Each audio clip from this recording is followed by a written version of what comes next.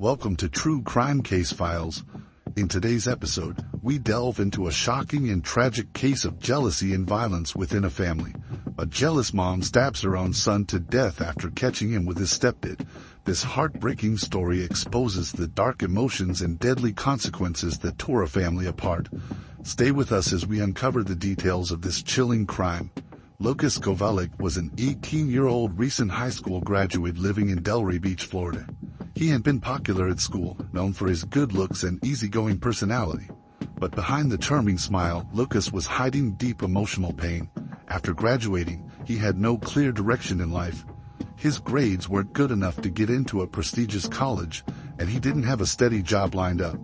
This added to the pressure he already felt at home, where his parents' troubled marriage was a constant source of stress. Lucas's mother, Adriana Kovalik Minger, had been a model in Slovakia before moving to the U.S. and marrying a wealthy real estate developer. The two had a volatile relationship, filled with loud arguments and constant tension. Adriana was obsessed with keeping up her glamorous image, often spending hours on beauty treatments and plastic surgery. Her obsession with looks extended to her son, and she put enormous pressure on Lucas to be perfect. Lucas's stepfather, Stephen Menger, was a successful businessman who spent more time at work than at home. Lucas often felt caught between them, trying to please both parents but never feeling like he was enough. To escape the stress, Lucas turned to alcohol. His drinking started off as just a way to unwind with friends, but it quickly spiraled out of control. By February 2018, Lucas was drinking heavily almost every day. He would lock himself in his room for hours, drinking as many as a dozen bottles of rum by himself. He preferred brands like Bacardi and Captain Morgan, and empty bottles would often pile up in the trash, unnoticed by his parents, who were too busy with their own lives to pay attention. The alcohol gave Lucas a temporary escape, but it also deepened his feelings of isolation and confusion, especially as he struggled with his sexuality. Around the same time, Lucas went through a difficult breakup with his high school sweetheart, Maya Rodriguez. They had been together for 2 years, but their relationship ended in early 2018, leaving Lucas devastated. Friends said he was heartbroken and didn't know how to move forward.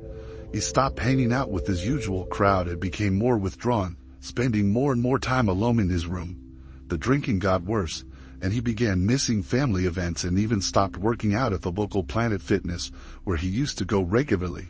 Despite his struggles, Lucas tried to maintain the appearance of having it all together, but those close to him knew something wasn't right. On the morning of February 24, 2018, Lucas Kovalik's lifeless body was discovered on the floor of his bedroom in Delray Beach, Florida. It was his stepfather, Stephen Menger, who made the grisly discovery.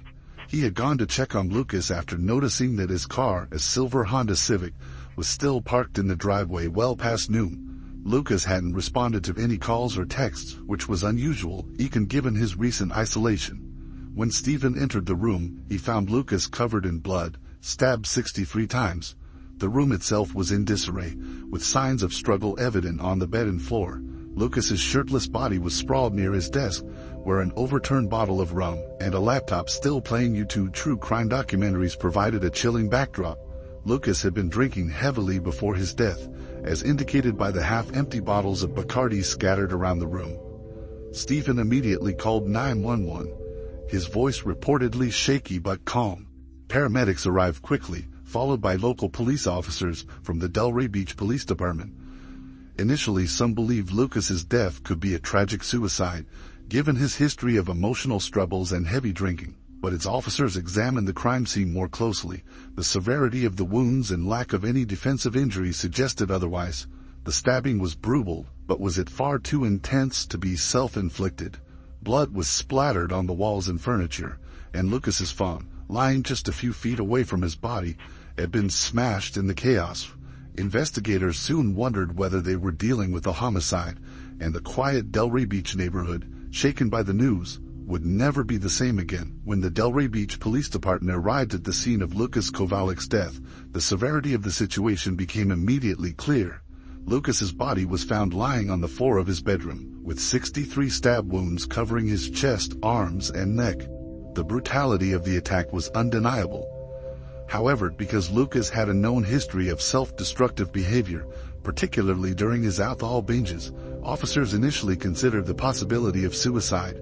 Lucas had been drinking heavily, as evidenced by the empty bottles of Bacardi in the room, and his emotional state in the weeks leading up to his death was fragile due to his recent breakup and his parents' tumultuous marriage.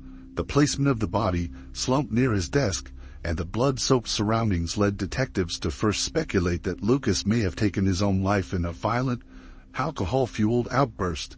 Given his past behavior and the disarray of the room, it seemed plausible. He had isolated himself more in recent months, drinking heavily and avoiding friends and family.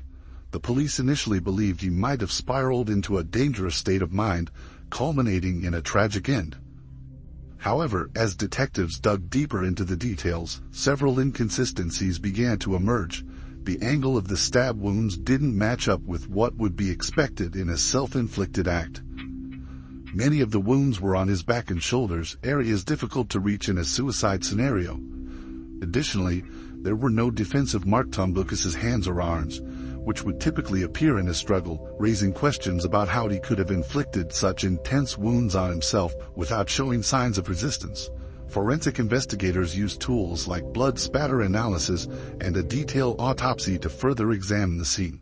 The patterns of the blood on the walls and floor suggested that the attack had happened while Lucas was lying on the ground, not standing or moving, as would have been more consistent with a struggle or suicide attempt. The lack of hesitation wounds, which are common in self-inflicted stabbings, also pointed to foul play. As the evidence mounted, the police reclassified the case from a suspected suicide to a homicide. This turn of events shocked the community, as it meant someone close to Lucas had likely carried out the violent act. Detectives knew they had to shift their investigation to uncover who had brutally taken the young man's life. Lucas Kovalik, Lucas's 41-year-old mother, was the police's first person of interest. Known for her beauty and glamorous lifestyle, Adriana was neurotic about maintaining her youthful appearance. In the years leading up to her son's death, she had spent a small fortune on plastic surgery, Botox injections, facelifts, and body contouring procedures to preserve her image. Her obsession with looking young was not just a personal fixation, but something she imposed on her family. Lucas, in particular, became a frequent target of her frustration when he didn't meet her impossible standards. She would criticize everything from his weight to his social circle, and her scathing remarks left Lucas feeling inadequate and constantly under pressure. Adriana's relationship with her son had always been tense, but it worsened as Lucas grew older.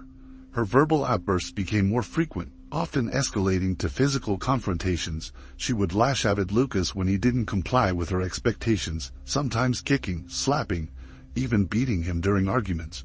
Neighbors reported hearing shouting matches between the two, especially in the months leading up to his death. Her rage was often fueled by alcohol. Adriana was a heavy drinker, and when under the influence, her temper became even more volatile. During these drunken episodes, she would berate Lucas for not living up to the polished, perfect image she wanted the world to see. When police brought Adriana in for questioning, she appeared emotional but not entirely shocked by her son's death. Despite her strained relationship with Lucas, she quickly pointed the finger at her husband, Stephen Menger, claiming he must have been responsible. She didn't offer any concrete evidence for this accusation, other than her anger at Stephen over their deteriorating marriage. In fact, her frustration seemed more rooted in their marital issues than in anything related to Lucas's death. She suggested that Stephen had become distant, and her bitterness led her to implicate him without hesitation.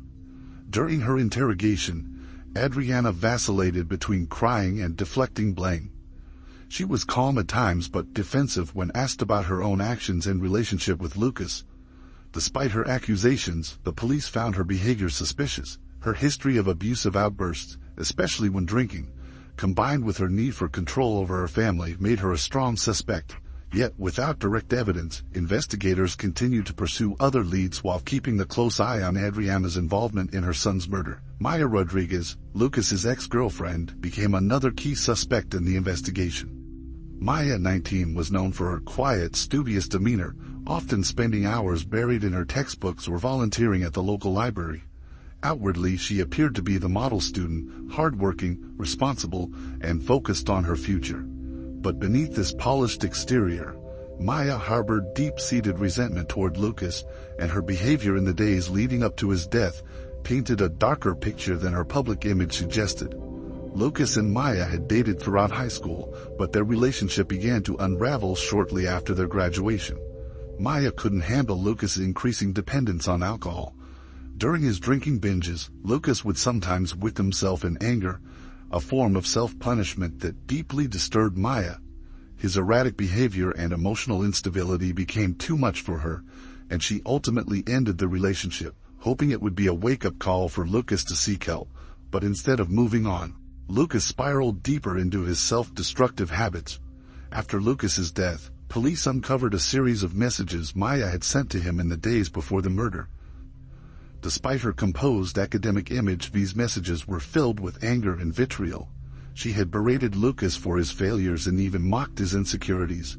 The messages also took a sexually explicit turn, with Maya sending him photos of herself having sex with other men, taunting Lucas about her new relationships and his failures as a lover. The cruelty of these messages suggested that Maya was still deeply affected by the breakup and may have sought revenge on Lucas for the pain he caused her during their time together. Although the tone of her messages was disturbing, police found no direct evidence linking Maya to the crime scene. She was cooperative during her interrogation, answering questions calmly but with a detached coldness that unnerved investigators. She insisted that her actions were the result of frustration with Lucas's inability to get his life together. Maya denied any involvement in his death and claimed she had moved on emotionally, even though the evidence suggested otherwise. Despite her troubling behavior, Maya remained a secondary suspect. Her apparent emotional manipulation of Lucas in the days before his murder raised eyebrows, but investigators were not convinced she was capable of such a brutal crime. Still, her relationship with Lucas was another layer in the complex dynamics surrounding his tragic death. The investigation took a shocking turn when police uncovered the real reason behind Adriana Kovalik-Minger's growing resentment toward her son. On an evening in February 2018, cold by Florida standards, while sifting through the tense family dynamics, detectives discovered a secret that had been carefully hidden. Adriana had walked in on her son Lucas and her husband Stephen Minger having sex together on the living room couch. This discovery completely shifted the direction of the case.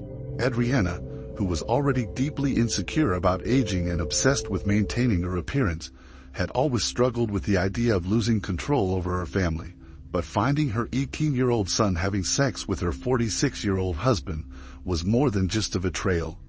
It was a blow to her fragile ego and the carefully crafted image of her supposedly perfect life. Stephen, a wealthy and charismatic real estate developer, had been married to Adriana since Lucas was a child, and she believed him to be the ultimate provider. However, this affair revealed a twisted undercurrent that had been eroding her mental stability for months. The moment Adriana stumbled upon Lucas, then Stephen shattered whatever illusion of control she had left. The knowledge that her husband, whom she had always suspected of infidelity, was sexually involved with her own son threw her into a downward spiral. Police learned that Adriana hadn't confronted them immediately, but instead let the secret fester, ruin within her a toxic mix of humiliation, anger, and jealousy. In the days following this discovery, Adriana became more erratic, her drinking escalated, and her verbal outbursts grew more intense. This new information provided investigators with a crucial motive for Adriana's involvement in Lucas's death. She was already neurotic about aging, had spent thousands of dollars on cosmetic procedures to keep her husband's attention, and now felt utterly humiliated. To Adriana, the affair between Lucas and Stephen wasn't just about sex, it was the ultimate betrayal by both the men she loved most. Police detectives pieced together the timeline leading up to the murder and realized that Adriana's discovery of this twisted relationship had triggered the shocking nature of the revelation. Not only reframed the investigation, but also raised new questions about the toxic dynamics within the family. Stephen Minger, 46, was known in the community as a devoted family man. To the outside world, he appeared to be a caring husband and a loving father figure to Lucas, his stepson. He was successful in real estate, often the picture of charm and confidence at local charity events and community gatherings. But behind closed doors, Stephen's relationship with Lucas was far more sinister and sexual than anyone could have imagined. As police delved deeper into the family's dark secrets, they uncovered the disturbing truth. Stephen had been exploiting Lucas's emotional vulnerabilities for quite a while. Lucas had always been a sensitive young man, struggling with the fallout from his parents' turbulent marriage and his confused sexuality. Stephen used this confusion and emotional instability to manipulate Lucas, gradually grooming him into a sexual relationship after he turned legal. What started as seemingly fatherly concern and support soon spiraled into something far more destructive. Stephen carefully orchestrated the sexual relationship to keep it hidden from Adriana and the outside world. He used Lucas's isolation and his struggles with alcohol as a way to control him, often bribing him with Bacardi in exchange for sex. Lucas, caught between seeking affection and dealing with his inner turmoil, found himself trapped in a cycle of sexual manipulation. As their affair deepened, Stephen's efforts to conceal it became more elaborate. He would insist that their interactions appear strictly platonic in public, travel miles away to dispose the sexual products they used, and pressured Lucas to keep their secret, playing on the teen's fear of being rejected or humiliated if the truth came out. However, Stephen's control over the situation began to unravel in early February 2018 when Adriana stumbled upon them in a compromising position. The discovery, which occurred in the family's living room, turned the already volatile household dynamics even more toxic. Adriana was consumed with rage, jealousy, and humiliation, as her suspicions of infidelity were confirmed in the most shocking way possible. Stephen's attempts to hide the affair failed, and the tension between the three of them reached a boiling point. The police investigation would later reveal how Stephen's exploitation of Lucas's emotional state contributed to the increasingly erratic behavior of the household. With Adriana's already unstable mental health, this revelation only fueled the fire, setting the stage for the tragedy that would follow. The toxic family dynamics with secrets and betrayal at every turn ultimately culminated in Lucas's gruesome death. Upon discovering the shocking truth about the sexual relationship between her husband, Stephen Menger, and her son, Lucas, Adriana Menger's world completely unraveled. The betrayal was more than she could bear. For years, Adriana had battled her insecurities, investing heavily in plastic surgeries and obsessive beauty regimens to maintain her youth, clinging to a fragile sense of self-worth. Now, facing the ultimate humiliation, she felt not only betrayed by her husband, but by her own son. The jealousy, rage, and shame that had been simmering for years finally exploded. On the evening of February 18, 2018, Adriana snapped. The mounting tension in the household, worsened by Stephen's exploitation of Lucas and Adriana's growing paranoia, had reached a breaking point. Fueled by alcohol and her deep emotional scars, Adriana stormed into Lucas's bedroom. She had been drinking heavily that night, as she often did, to cope with her feelings of inadequacy and the collapse of her marriage. But this time, the alcohol only intensified her fury. In her mind, Lucas was no longer just her troubled son. He had become the embodiment of her husband's betrayal and the object of her jealousy. Unable to contain her rage, Adriana attacked. Lucas, already in a vulnerable state after his most recent binge, was no match for his mother's violent outburst. She grabbed a knife and began stabbing him repeatedly. The sheer ferocity of the attack reflected the depth of her emotional devastation. By the time she was done, Lucas had been stabbed 63 times, his body lying lifeless on the floor. Adriana's anger wasn't just directed at Lucas's involvement in the affair, it was also driven by her own feelings of failure. In her mind, she had lost control of her family, her marriage, and her son. In her twisted state, killing Lucas seemed like an act of reclaiming that control, even though it ultimately destroyed everything. Police would later piece together the horrifying events, linking the brutal nature of the attack to the emotional turmoil that had been brewing in Adriana for years. What had initially appeared to be a tragic case of self-destruction was, in fact, the result of a mother's uncontrollable rage, driven by jealousy, betrayal, and the collapse of her carefully constructed life. In December 2019, the trial of Adriana Menger began, capturing the attention of the community. The courtroom was filled with a mix of emotions as family members, friends, and onlookers gathered to witness the proceedings. Prosecutor John Bragg, a stern 50-year-old veteran known for his no-nonsense approach, presented the case against Adriana. He argued that her actions were not only brutal but also premeditated. Bragg pointed to the years of emotional instability that characterized Adriana's life, including her jealousy over her husband's affair with her son Lucas. He painted a picture of a mother driven to madness by betrayal, emphasizing the calculated nature of the crime. Adriana's defense attorney, Gloria Chan, a rising star at 35, attempted to shift the focus of the trial. She argued that Adriana was a victim of her circumstances, a wife who had been deeply hurt, and a mother who had reached her breaking point. Chan tried to evoke sympathy for Adriana, claiming that the pressures of family life and her husband's infidelity had pushed her over the edge. The defense presented evidence of Adriana's struggles, including her battle with aging and her obsessive need for approval, which had often resulted in explosive outbursts. However, the jury remained unconvinced. As the trial progressed, they began to see through the defense's portrayal of Adriana as a tragic figure. The evidence presented, particularly the nature of Lucas's death and the depth of Adriana's emotional turmoil, painted a much darker picture. The prosecution successfully argued that Adriana's rage was not just a moment of weakness but rather a culmination of years of resentment and emotional instability. On the day of the verdict, the courtroom was tense. Adriana sat quietly, her expression unreadable as the jury announced their decision. She was found guilty of first-degree murder.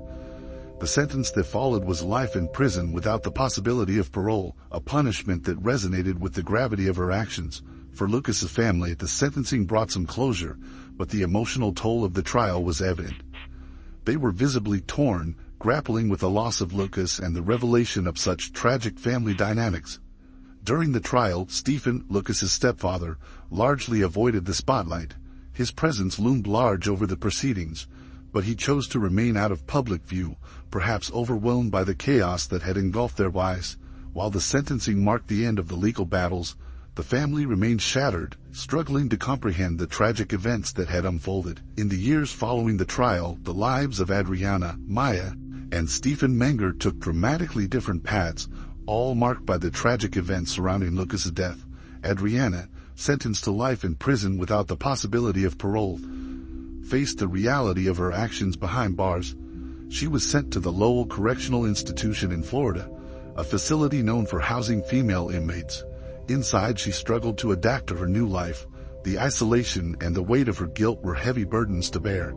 Though she had once been a woman obsessed with youth and beauty, she now faced the consequences of her violent outburst and emotional instability. Reports indicated that she often spent her days in solitude, reflecting on the choices that led her to that fateful night in February 2018. Maya, Lucas's high school sweetheart, dealt with her own emotional turmoil in the wake of his death. Initially, she tried to maintain her studies at the University of Central Florida, where she had enrolled shortly after graduation. However, the memories of Lucas and their tumultuous relationship haunted her. She found it difficult to concentrate, often feeling overwhelmed by guilt for how their relationship had ended. Despite her efforts to move forward, she struggled with feelings of loss and remorse. Maya eventually sought therapy to cope with her emotions and make sense of the tragic events that had unfolded. In a way, she was also a victim of the circumstances surrounding Lucas's life and death, and her healing journey was a long and challenging one. Stephen, the man at the center of the scandal, faced his own consequences. Although he was not charged with any crime related to Lucas's death, the affair and the ensuing chaos shattered his reputation. He moved out of the family home and distanced himself from the community. Friends and neighbors, once supportive, began to avoid him, leaving him to grapple with the isolation brought on by the scandal.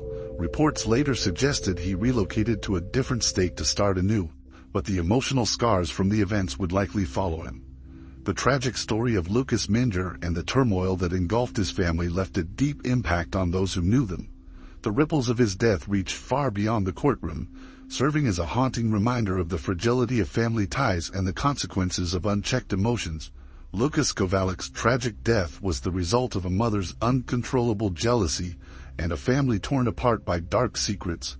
Though justice was served, the emotional scars left behind can never be fully healed. This has been another episode of True Crime Case Files, reminding us that sometimes the darkest betrayals come from within our own homes.